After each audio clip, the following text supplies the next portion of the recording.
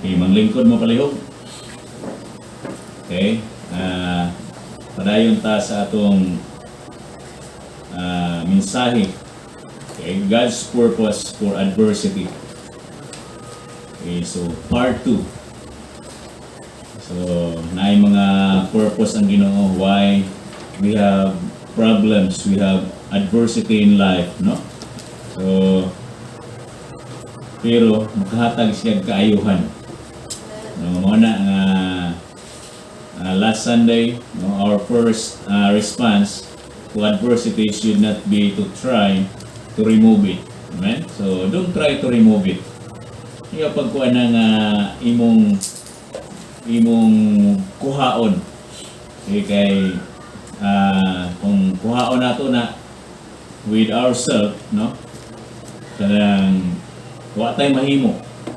Kay gi-allow na sa Ginoo sa ato, so we need to allow adversity to reveal our true weakness.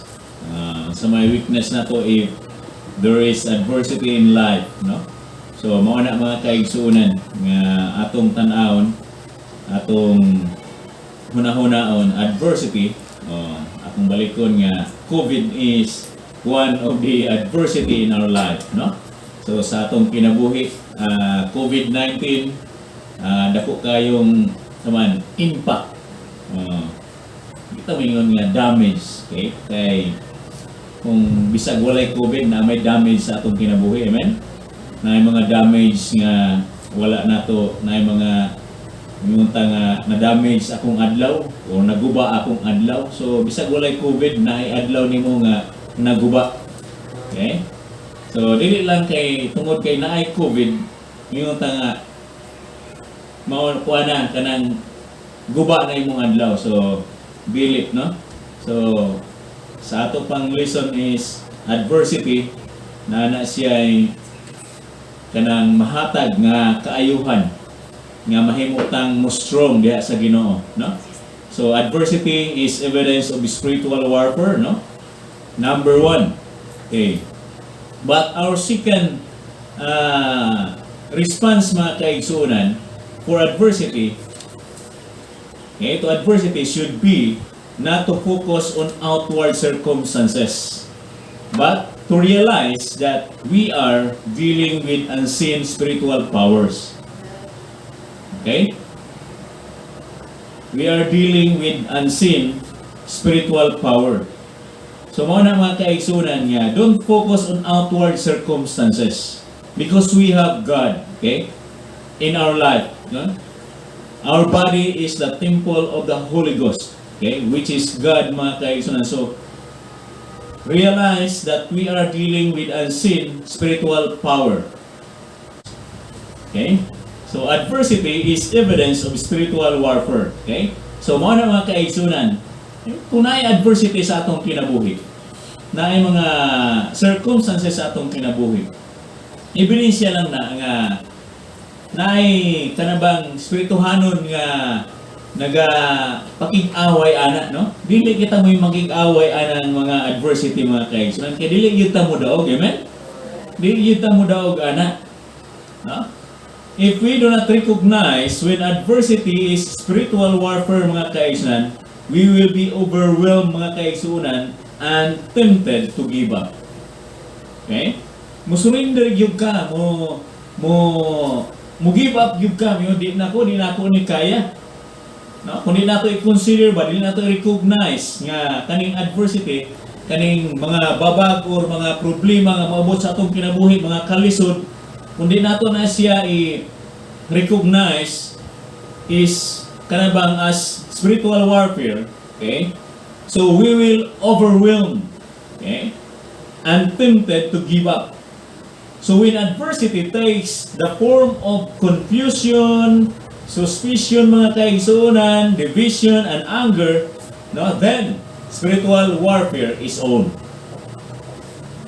Una siya mga kaisan, murag bag kuan kanabang musabaga mao'y nakig-away sa imo. So kung na-off na siya, nakauna na siya kay nakigubat para sa imo. No? No, para sa ato mga kaigsuonan, ingon pa si Paul, mga kaigsunan, Paul encouraged Christian to be strong, okay? Courageous, and prepared, mga kaigsunan, to be good soldiers. Okay? So, ingon si Paul nga, be strong and be courageous. Okay? Dapat strong ta sa atong pagka-Kristohanon, dili ta magpahuyang-huyang kay expected na mga kaigsunan, expected na nga naagid na problem nga moabot sa ato, naagid na mga babag, amen? Naagid na mga kalisod, naagid na adversity, mga kaigsunan. No? So, dili sa ta mag-relax. We need to be strong, amen? No? Kay dili ta mag-ingon nga lig-o na ta kay para sa ako huyang naging ta kaayo sa atong pagpangalagad sa Ginoo. No? Relax rin ta kaayo. Pero salamat, mga kaigsunan, nga naaning mga Bible character, mga kaigsunan, nga nag-encourage sa ato to be strong, okay? And be courageous and prepared to be good soldiers. Okay? So, when is the time, mga kaigsunan, nga makaingon ka nga ako maayo ko nga sundalo or nindot ang akong gihimo. Okay? So, ikaw ray determine ana sa imong kinabuhi kay tagsa-tagsa man ta nga nag-uban kada adlaw. Wala man ko nagbantay sa inyo. So, ikaw mismo makaingon ka nga, today, I am a good soldier of God. Amen? Kay, nga mayon ko today? Because mga kaigsunan, not everyday nga good ta. Okay? Dili kada adlaw nga maayo ka. Naagin na musipyat yun ka. Wala man na natutuyuan nga musipyat ta, pero musipyat yun ta tungod kay tao raman ta. Amen? But, consider, mga kaigsunan, nga naaning spiritual, sa atong spiritual side nga mao'y nakig away sa ato, no? Mao'y nakigbang, okay? Sa prince of this world, okay? Which is Satan. Okay? So, usahay ang adversity, mga kaigsunan, mao nay tool ni Satan nga gamito na para mahimo kang makuha niya. Right? Okay? So, mawin ka niya. Pero gialaw na sa Ginoo, in other side, mga kaigsunan, para mo strong sad ka. No? So, huna-hunaan na, ibutang nato sa atong huna-huna, nga kaning adversity, mo na sa ebidensya, nga nakik-away ang atong espirituhanon nga bahin. Amen? So, recognize when adversity is spiritual warfare, mga kaigsunan. No? If we do not recognize that, mga kaigsunan, we will be overwhelmed and tempted to give up. So, don't give up. Amen? Saan ang kanta nga don't give up? Don't give up, don't give up. Don't give in. Don't give out. So, ingon pa, mga kaigsunan, as we grow to know God, to know God's truth, and what is real, we also know more what is false. Amen? And we are stronger to stand against it, mga kaigsunan, in the powerful name of Jesus. Okay? He never leaves us to fend, mga kaigsunan, for ourselves, no, in a dark world, but reminds us He is constantly with us. Amen? No, fighting for us even when we cannot see. Okay? Nakita ba nato ang Holy Spirit nga nakig-fight para sa ato? Nakita ba nato ang Ginoo nga nakig-fight para sa ato? Wala. Pero proven and tested, mga kaigsunan, nga sila mo'y nakik-away sa ato kay nganuman. Wala kung good tayo mahimo kung wala ang Ginoo. Wala tayong mahimo, mga kaigsunan, kung wala ang Ginoo. No? He never leaves us to pen or karibang madismaya ta, mawalan ta paglaom, no? For ourselves in a dark world. Kung ato tanahon, hayag man ang kalibutan, literally. Pero, mga kaigsunan, mabot ang panahon, nga kaning kalibutan na sunugo ni sa Ginoo. No? Kay grabe ka wicked, no, ang mga tao.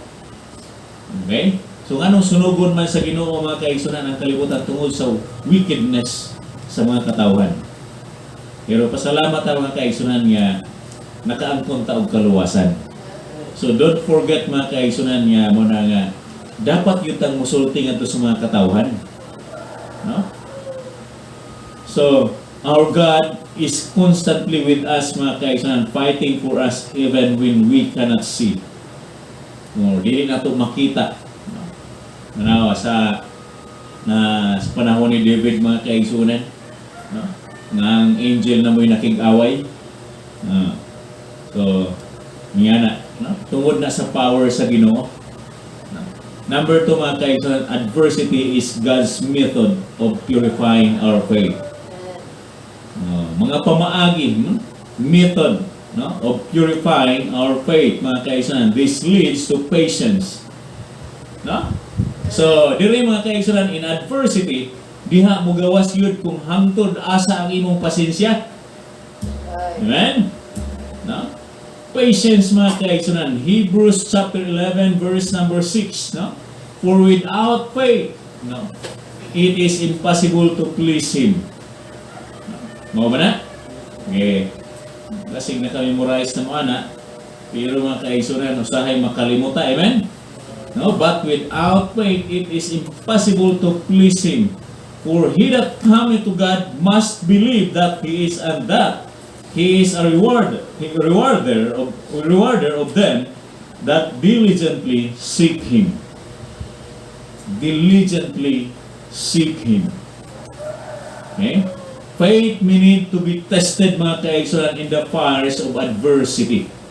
Sahay mo yung grabe naman nga pagsulay sa akong kinabuhi. Oy, di naman ako kaya. Mga kaigsunan, kaya ni mo na by the grace of God. Kaya na to na COVID-19. Sara wala lang ni sa Ginoo mga kaigsunan. Gialaw na sa Ginoo mga kaigsunan ang COVID-19 for us to realize, no, nga dapat unta ang mga katawhan muduol sa Ginoo, mutawag sa Ginoo. Usahay na ay nagtawag sa Ginoo nga wala gyud sa ilang kasing-kasing. Sometimes gina-allow na sa Ginoo mga kaigsunan for a Christian mga kaigsunan to recognize mga kaigsunan nga kung naay mga adversity, na ay mga pagsulay sa kinabuhi, makarecognize ta nga, Lord, please help me. Makarealize ta nga, huwag itay mahimo kung wala'y Ginoo.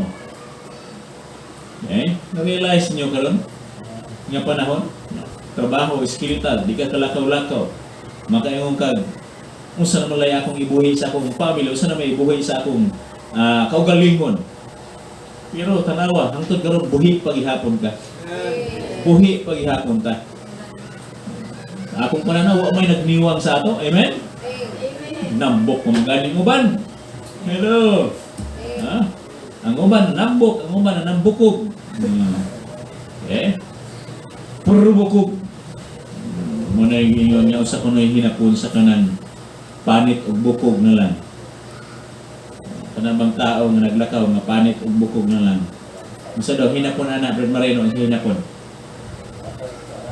Ha? Huwag ka kasayod? Ano na akong gisulti? Puro bukog. Pero dili, himsog man tayo, man. No? Healthy kayo, makadula pa og kuan. Karon, salamat kay diha sa inyo, makadula-dula na mo basketball ginagmay. Ha? So, how I wish nga maabot na sad na nga tayo nga makabalik na putag dula sa Villa Cananga. So pray yun nato atong government mga kaigsunan for wisdom, okay? In every decision nga ilang buhaton, tagaan silang kaalam sa Ginoo. Nya tagaan po sila kanibang humble nga kasing-kasing nga ano bang kung ganing atong mga government officials, kung tanan pala ano bang kuang gyud sa Ginoo ba? Dali ra gyud mi mawala ba? So I pray nato, dili na mag-criticize sa ila kay ang ato gina-pray gina nato. So for us Christian, our job or unsa man ang atong trabaho dili pag-criticize sa government, kundi pag-pray. No, I pray nato sila. Dili dili ni basta-basta nga pagsuway, no? Sa atong kinabuhi karon kaning virus. Okay? Nga dili makita. Okay sa unang mga birds flu, sa pato mga sa patong uban. Ha? H1N1. H1N1. H1N1 sa to H1H1. Okay? H1N1, H1N1. Basta kay mo na 11. Okay? Kung hotline 117. Okay? Amen? So, ang hotline mga kaigsunan sa Ginoo. Okay? Tulo ka 3. Okay? Jeremiah 33:3. Hotline. So, mutubag siya mga kaigsunan. Amen? So, in times of pagsulay, adversity, naay tulo ka 3. Okay? Jeremiah 33:3. Call unto me and I will answer thee. Okay? So, ingon nyo, tawag ka na ako, kay tubagon ka na ako. Amen? So, adversity is God's method of purifying our faith. So, gina-purify sa Ginoo ang atong faith, mga kaigsunan. Ginapalig-on, no? Faith meaning to be tested in the fires of adversity, no? Grabe nga mga pagsulay, no? 1 Peter chapter 1. Okay, in verse number 6 and 7. Okay, 1 Peter chapter 1, verse number 6 and 7. Wherein ye greatly rejoice, though now for a season, if need be, ye are in heaviness through manifold temptation. Okay, that the trial of your faith, being much more precious than of gold, that perisheth, though it be tried with fire, might be found unto praise and honor and glory at the appearing of Jesus Christ. Amen? So, gina-purify ta, ginahinluan pa yun ta. Kaya sa kaya nga atong faith, mga kaisunan, topsy-turvy. No? Sa kaya atong faith, wala na haom. Unya, ang atong faith, mga kaisunan, grabe lagi kagamay kayo. Naalay problema mo yung tabangan ka ko na makasurvive ka ko ani. First approach mga kaigsunan sa COVID here in Butuan, mag-unsa na lang ko ani. Diba? Walay trabaho. Karon, naanay trabaho pero skeletal. Nagbawas og mga tao. Amen? Marjoven, amen gihapon, no? Amen gihapon. Alam mo gid na. Para makasayod sa tao sa sitwasyon nato. Amen? No? Atong paron mga kaigsunan nga wala tay laing sandiganan in times of adversity. Only God. Faith is essential mga kaigsunan for living the Christian life. Amen? Essential mga kaigsunan kaning pagtuo, no? Adversity will strengthen our faith, no? Patience comes from adversity. Amen? So in times of adversity, diha matisingan kung unsa kada ko imong pagtuo, asa kutob ang imong pasensya. James chapter 1, verse number 3. Okay, in James chapter 1, verse number 3, knowing this, that the trying of your faith worketh patience. Amen? No? With this kind of faith, mga kaigsunan, and patience, we can obtain the promises of God. Amen? Ingon ang Ginoo, don't worry. Dili ka na ko biyaan, nung ka nga ako kang isalikway. No? He will never leave us nor forsake us. No? God will never leave us, mga kaigsunan. Dili ta pasagdan sa Ginoo, dili ta niya biyaan. Okay? Hebrews chapter 6, verse number 12.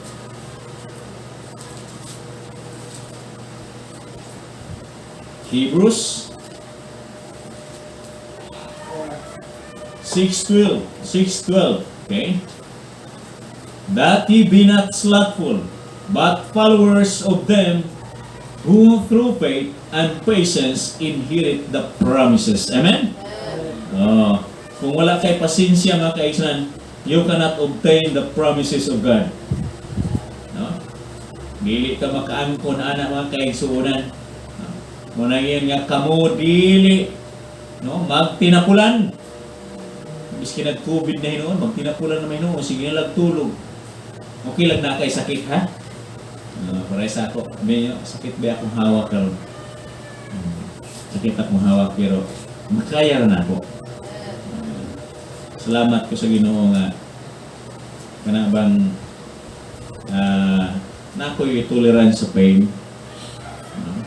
Kanang usahay mo gabi nga feel na ako kumahigda ko, kahion kayo ko. No? Kahion kayo ko. Pero pag bakod na ako, kay mangihi ko, dili ko kahit. The problema ba ako ana? Nga ako, paihi ay taon ko. Kung ingon sa naikanta nga, sa gamay pagigkuan ni nga, kanta nga, tonight, okay? Tonight daw. Tonight, ang di makautot, patay. Naapa na diri sa butuan? Dito sa amo, naapa na. So, karong gabi, pag di ka makautot, patay. Minyo, pila ka adlaw ko kautot, tulo ka adlaw. Salamat sa Ginoo nga ako namatay. Amen. Mo ako kalibang tulo ka adlaw. Salamat sa Ginoo nga di sad ko ganahan mo kaon sa hospital na ko. Pero ba ninyo? Live man ni pero nagmo ko na ni ako bitaw ning kalituan experience, no? Kung naihi na nako ang bato, pagkataon-taon, mga 5 minutes lang, paglingkod na, nakautot ko ga, nalipay ko Saya ka nang makautot ta, kita rin malipay, no? Ang atong katapa, di malipay. No? Ano na siya? Kasi tawag na, carbon dioxide. Okay? So, saya basta pag carbon gani, baho-baho gina, amen? Kaya pagkataon-taon, kumana ko pumutot, tapos siya, nakalibang dayon ko. Ang paminaw ba? So, suka-suka na to, anak ko nag-request of pain reliever. Katong adlaw ko, gareklamo ko nga, dili ko mo tumaraan nga pain reliever, kaya dili makarelieve sa ako. Katong buskupan, o katong kuan, Brazil. Nako, ma'am, pwede di ko mo tumaraan, katurang tramadol ako, kaya grabe ka-effective kayo. Mananghid sa amik ng doktor. Nako, sige, basta di ko mo tumaraan na. Tupukan bitaw kong injectable na pain reliever. Dali ra kaayo bugno kay paminaw tayo pagkataon wala ray 5 minutes effect dahil katugo ka dali. Kataon balik ang sakit.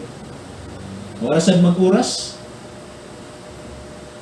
Mao na rin po nga time pag ato na ko si nangihi ko naay ni gawas nga dili maayo.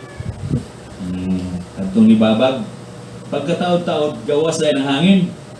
Pagkahuman, gawas ay ng hugaw. Wow! Lami na kayo kong paminaw. Bisag na ay murag pamaol sa akong tiyan. So, salamat yun sa Ginoo. Usahay makaingunta nga usao na lang ninako. Ayaw kalimot nga na ay Ginoo. Amen?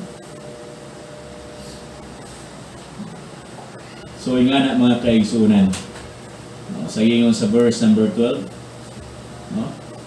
Nga kamo dili magtinapulan apan mahimong mga sumusunod ngadto kanila nga pinaagi sa pagtuo pailog, okay?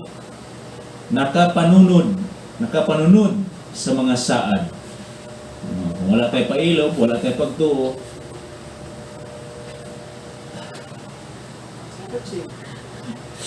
ay nako.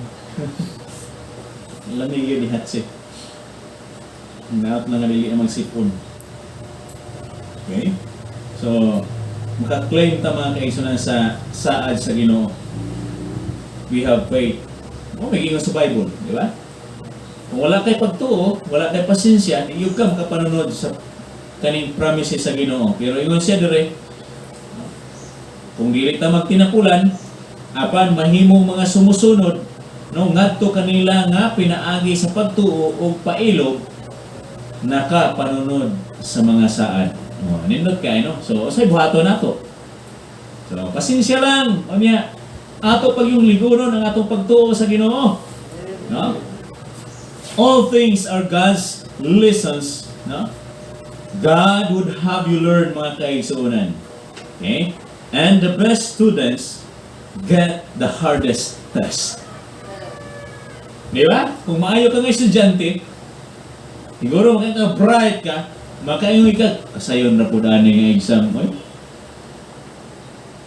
100 man sa mitanan. Pero kung best students ka mga kaigsunan, mangita kag test nga katong lisod-lisod sa, amen? So pag lisod na ang test mga kaigsunan, ang examination or saman, mga quizzes, no? Long exam, no? First periodical test, naman mo na sa una. Okay? Pag lisod gani, kani kay challenging kayo, amen? Kadtong exam or test nga sayon ra kayo, na-memorize na nimo. Wa naman, igo na sulat, white challenge. Nalira kayo, maglumbaan ay pass. Pero pag lisod gani, isa ko lang tikay lagi panago to. Ano man, lisod man, no? Challenging kayo ba? Kaya yung kagpili mo yung exam, kaya magapangamuti sa ta. Unya, pag may pasar ka, kaya yung amen! Pinako, di ko kapasar, kaya lisod kayo, pero nakapasar ko.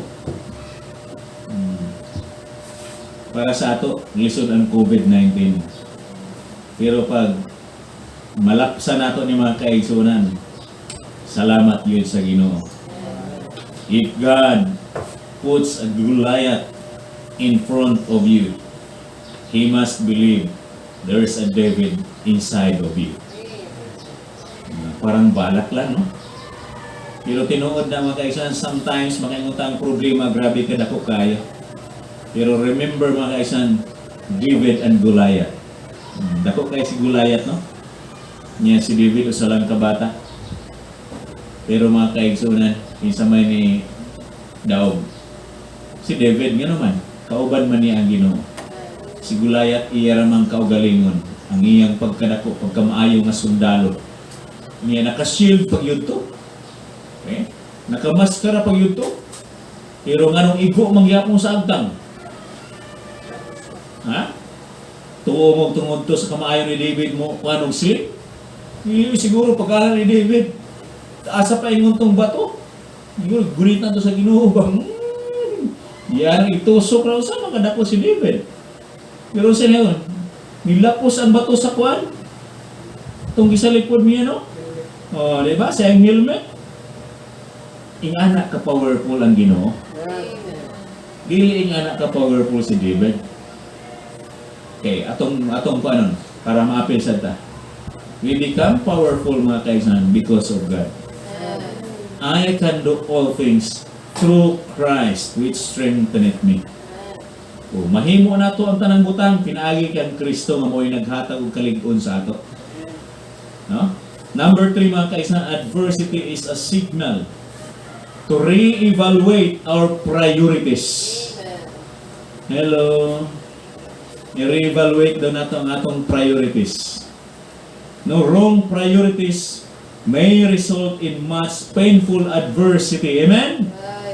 Kaning atong mga wrong priorities mga kaigsunan, siguro mauna siya ay resulta, no? Sa dako kayo nga mga pagsulay sa atong kinabuhi, not only for us but for those who are affected by our lives. Kanang dili affected mga kaigsunan, but kana bang kauban nato, no? Siguro atong igsuon, siguro atong anak, siguro atong unsaman asawa, no? Mo na akong giingon, mas palabiyong pa nako nga ako'y masakit kaysa akong asawa masakit, akong anak masakit. Nga naman ako ang magproblema. Amen? Mas mo na giingon niya, pasakiti lang ko, ayaw lang akong pamilya. Kay once mga kaigsunan nga ang imong kapamilya mo mahimong affected mga kaigsunan, grabe ang epekto sa imo. No? Grabe ang impact para sa imo. No? Muna nga usahay, our wrong priorities may result in much painful adversity. So be careful mga kaigsunan. Muna akong ginayon niya, kaning mga tao lagi panalanginan sa Ginoo. No? Kung gipanalanginan mo sa Ginoo niya, wala mo magtarong sa Ginoo, ako may kulbaan sa inyo. Mo na ko gi-bless mo sa Ginoo. Pasalamati ang Ginoo. No? Adversity is a signal, no? Ano mga signal ba? Okay? To re-evaluate our priorities. Kaya sa atong priorities, murag wala masubay sa kaubuton sa Ginoo. No? When we feel, mga kaigsoon, when we fail to spend proper time, no, with the Lord, in memorizing His Word, meditating His Word, and praying, mga kaigsunan, we rob others of spiritual encouragement and direction. Siya gani, o gani ampo-ampo. Pwede na dahil nga dili mag-ampo. Amen? Siya gani, o gani basa-basag Bible. Pwede na po dahil ko dili magbasag Bible. Si Pastor gani, o gani basag Bible. Pwede na po dahil ko dili magbasag Bible. We rob, mga kaigsuunan, atong gikawat ang kanibang spiritual side of other people, of other Christian. Ibig nga, huwag ganin na siya basa-basa. Anong basa mo kung pwede naman din magbasa, amen? Huwag ganin na siya apil-apil o kuhan, prermite. Huwag ganin na siya apil-apil o gampo. Huwag ganin na siya simba-simba. Pwede na din mo simba, amen? So we ram, mga kaigsunan, gikawat na to o kita mo'y dahilan nga ano ka na atong igsuon, niluya po or ni, saman, nawala po sa pagpangalagad sa Ginoo, no? We rob others of spiritual encouragement and direction, no? Instead, mga kaigsunan, we become vulnerable, mga kaigsunan, to transgression. So, unsa man? Ikaw ang good? Ikaw mo'y dahilan. Ikaw ang dahilan. Tanawa lagi.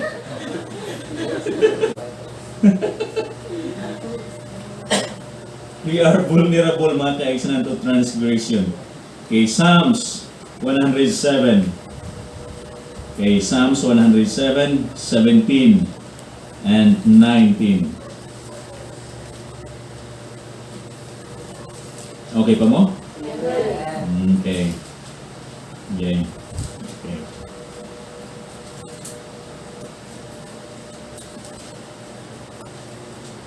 Psalms 107, verse number 17 and 19.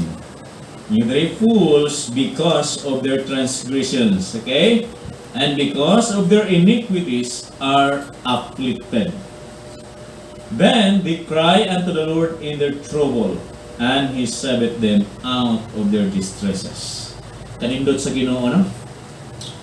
Tungod sa atong binuhatan, nahimutang musaman, nakalapas, nakakuan sa Ginoo, pero, tanawa, then, they cry unto the Lord in their trouble, and He saveth them out of their distresses.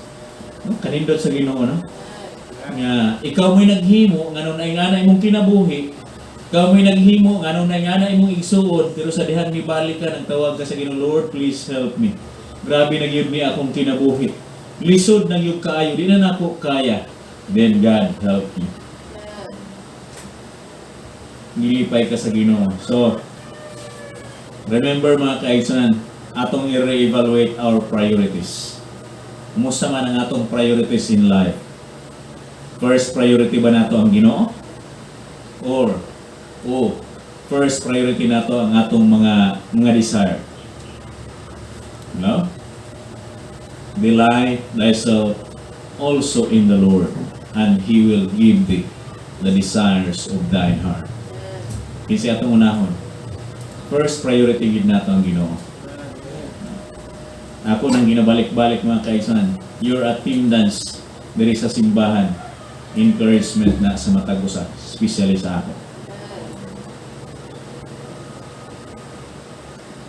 Siguro kung mawala mo, siguro matay ko dali. Depressed man ko. Sa mga ano man, sa may sala na ako. Sa may dahilan nga nangawala sila ako. Si magsige na kagurang mga paso na wala ka. Wala kay peace of mind, sa pa matapulan ka. Pila ka tuig or 10 years ulit nawala lang sa kadlaw. So, sakto na, no?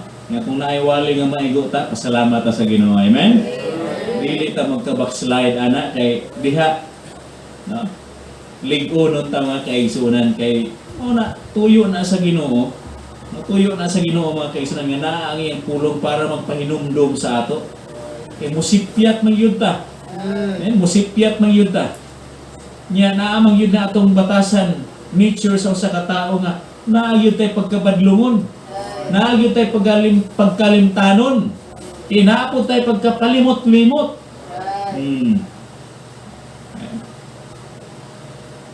Same chapter in Psalms, verse number 20. Okay? He sent His word and healed them, okay, and delivered them from their destruction. Amen? Kanindot kayo eh. Basa tag Bible mga kaigsunan para ma-remind po ta always, no? No? Everyday mga kaigsunan, ma-remind ta. God saves us out of our distress with His word. Amen? No? If it is important to you, you will find a way. Amen? If not, you will find an excuse. Marinig ka na yun. Pag may gusto, maraming paraan. Pag ayaw, pag hindi mo gusto, maraming dahilan. English lang, no? If it is important to you, you will find a way. If not, you will find an excuse. Nobody is too busy mga kaigsunan. It's just a matter of priorities. Busy mo kayo, pastor? Busy sa trabaho. Sige, ma-presidente ka na. Busy. Mayor ka na. Busy man. Busy pa ka karon. Sige. Bitaw mga kaigsunan. Dili kita makayon, grabe ko ka busy. Pero mga kaigsunan, mag-matter na sa priorities. Bisag dili pa ka busy or bisag busy pa ka. Kung mauna imong priority, buhaton yun na nimo. Naman si Kinunoy. So, sa sundalo, obey first before you complain. Okay? Anong kasayad mo ko na? Sa ROTC, mga sa dagitudlo. Kaya mo man na. Kuhaan mong yun ka. Kuhaan na kagamay, push up. So, kaya nga naman, pag mo-obey na ka, di nagyug ka, ka-complain. Kuman naman yung muhimo. So, depende na mga kaigsunan, mag-matter na sa priority. Amen? Nobody is too busy. It's just a matter of priorities. Number 4, last. Okay? Adversity is God's call to identify with Christ. Okay? Adversity is God's call to identify with Christ. No, adversity causes us to want more of Christ's power in our lives. Amen? So, Lord, grabe luhod-luhod. Ampo, grabing inampuay, no? Basa, sa una di ka tigampo, pero karon kay nanay mga pagsulay, ang grabe na mga ampo. No? Naituyo sa imo. Magsulbo kay gampo. Balik ka ko niya. Nagampo pagihapon. Naamaman mo? Nagampo pa. Hindi magpa-isturbo. Naas pa niyo? Na. Yung pa-isturbo kay nagampo. Sa kuan pa sa unang wala di man nagampo. Di ba? So, you want more of Christ's power in our lives, no? We want more mga kaigsunan. So, ingana, no, sahay, padalantag mga pagsulay, no, ipaabot sa ato para mas more pa yun ang ato, mununot pa yun tadya kang Kristo, amen? No, Galatians chapter 2, verse number 20. Galatians 2:20.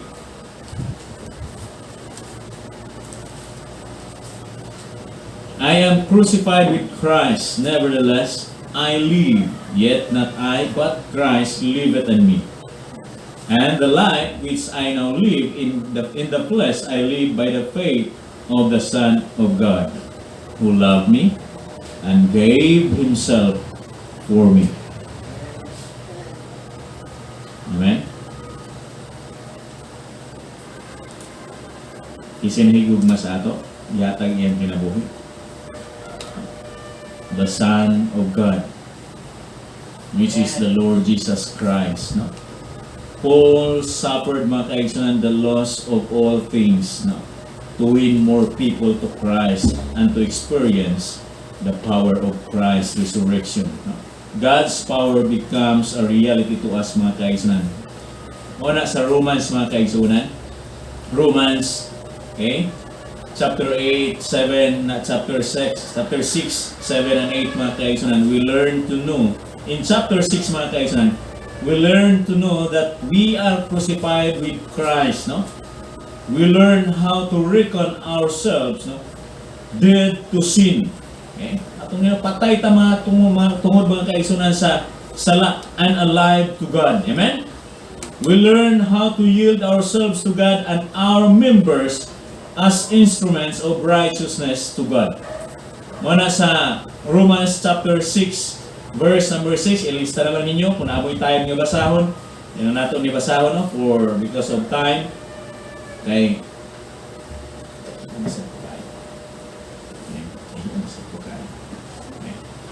So, because of personal necessities, no? Chapter 6 of Romans, no?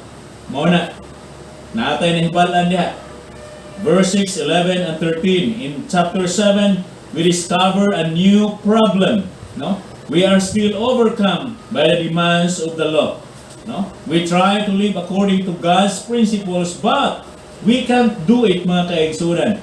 We learn that our death in Christ also caused us to die to law, so that we are free to be controlled by God's Spirit in order to bring forth more spiritual fruit. So, daghay mga paagi. Daghay mga paagi ang Ginoo para mahimutang mabungahon, mahimutang fruitful sa atong pagpangalagay sa Ginoo. No, nasa Romans chapter 7, 1 to 6. Okay? In Romans chapter 8, mga kaigsunan, we learn our source of power over sin. No? This is the indwelling Holy Spirit of God based on our position in Christ. No? Salamat ta nga nagaposisyon ta, mga kaigsunan, no? Diha kang Hesukristo, iato siyang nadawatan, isip atong personal nga mangluluwas, no? As we walk in God's Spirit rather than in our own flesh, mga kaigsunan, God is able to fulfill the righteousness of the law in us. Okay? So, Romans 8, verse number 2 to 4, mga kaigsunan. So, ato nang kung anong mga kaigsunan niya, yung panipul apa, pero labi yung panako nga mawala sa ako ang tanan. Okay? Kaysa mawala sa ako ang Ginoo. Hala, naasa mo ang tanan, pero wala kay Ginoo. Pag-abot sa problema, wala kay mahimo, magana ka. Ano man? Walay Ginoo nga maduulan nimo. Tanaw ra ni mga tao gamay ra problema. Buwagag uyab, daghan ko yung mga nahibalaan niya, buwagag uyab, wala madawat sa trabaho, nagtubok. Okay? Ngano man? Wala nila realize, wala nila recognize, mga kaigsunan, ang tag-iya sa ilang kinabuhi mao ang Ginoo. Especially to the Christian, mga kaigsunan. Ayaw gid na buhata. Buwagag kang uyab, wadan kang trabaho. Mura mag-umiwas ba Jubin, kung masing tumundang pastor. Wala na naman ito na.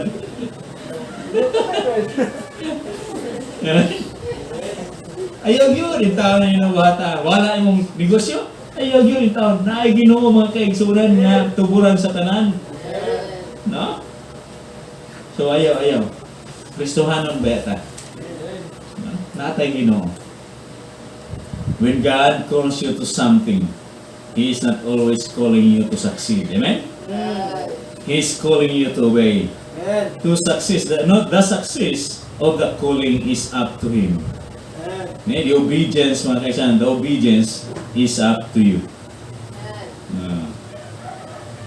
So, muna yung David Wilkerson, mga kaigsunan. In conclusion, mga kaigsunan, God is calling you, equipping you, preparing you according to His purpose.